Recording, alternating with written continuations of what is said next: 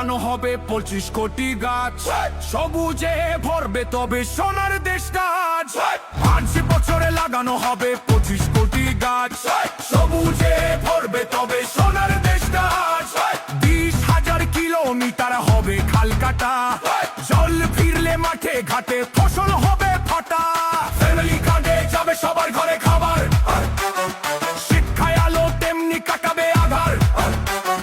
সবার জন্য সময় মতো ডাক্তার সেবা, বাংলাদেশে এমন কিছু তখন করছে কে বা?